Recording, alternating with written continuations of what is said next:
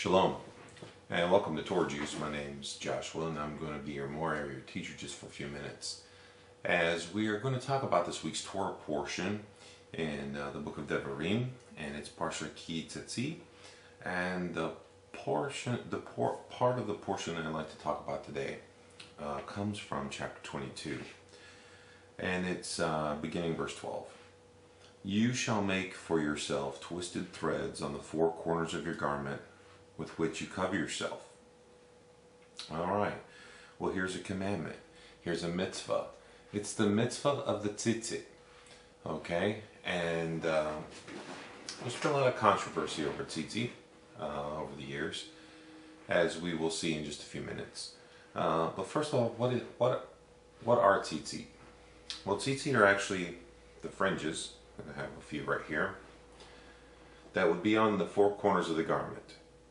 Now, in the modern world, Western world, most of us don't have four-corner garments anymore. They're usually round. But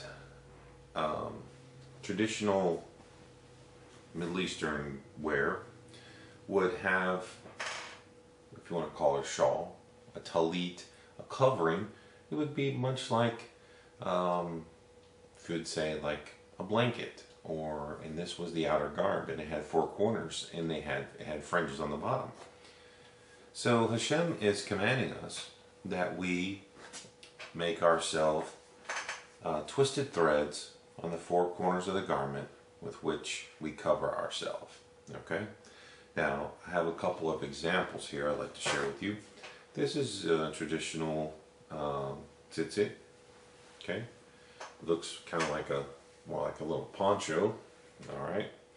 And you put it over yourself. You've seen me wear this before on Torah Juice. On the four corners, I have tied here the tzitzit. And we'll look in just a few minutes a little closer at the tzitzit.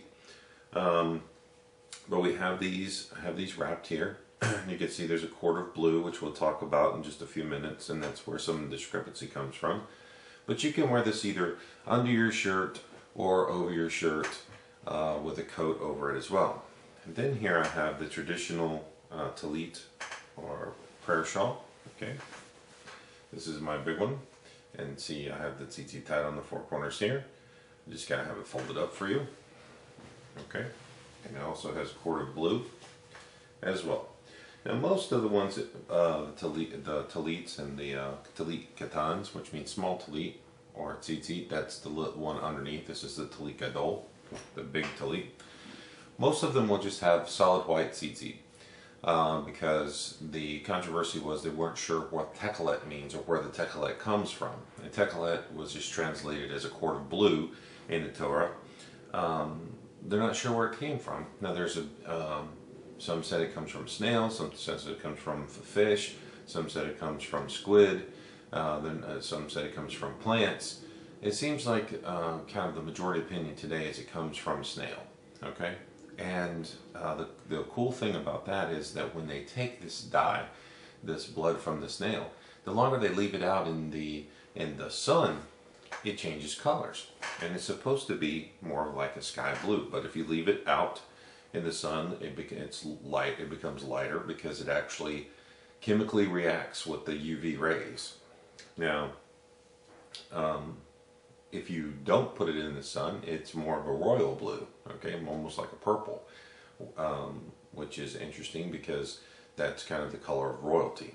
All right, so we have the tzitzit, and we want to look in really quick here at the book of Numbers. Now this is a positive mitzvah. We want to make sure that we have all of the verses that in the Torah talks about. So we need to go back to Numbers chapter 15. Okay? And excuse me just a moment as I get there.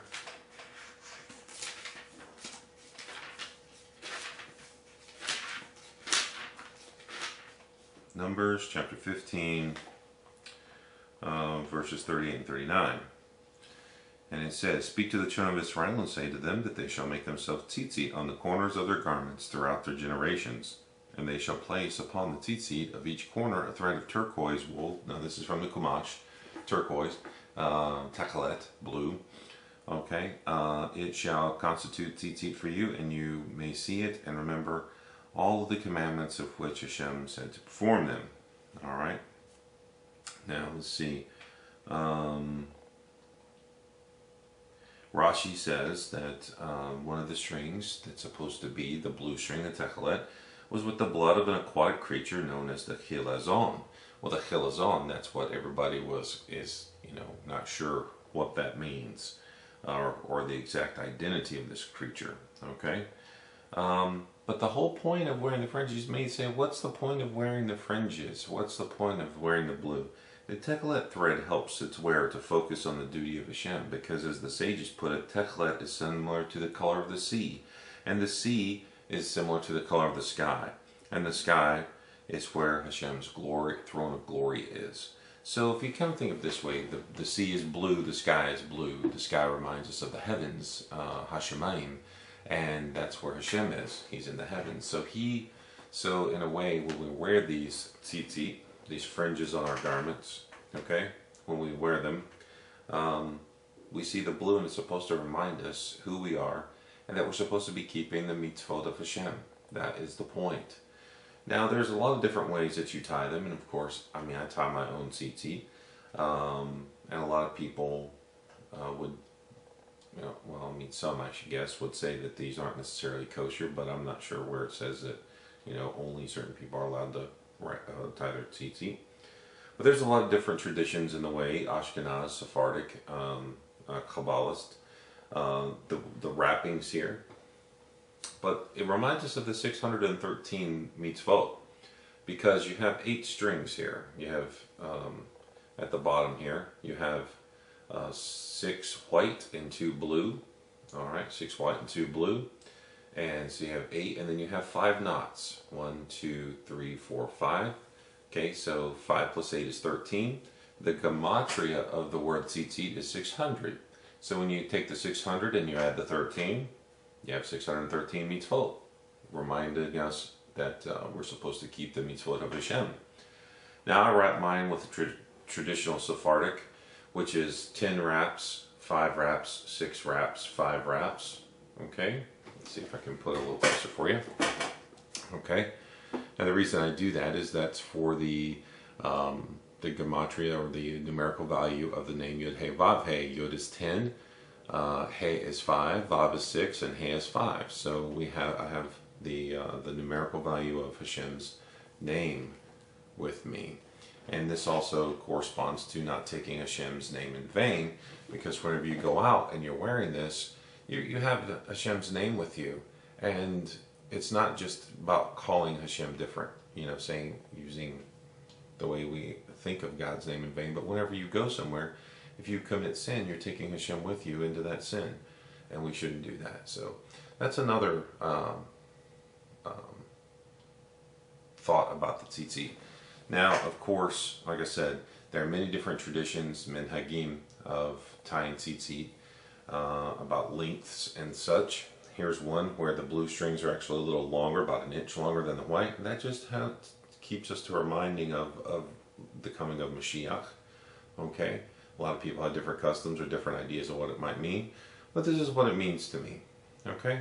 And I wear these. Some people, I actually have a t-shirt fashioned, because I'm a tall guy, and I like to wear a t-shirt underneath.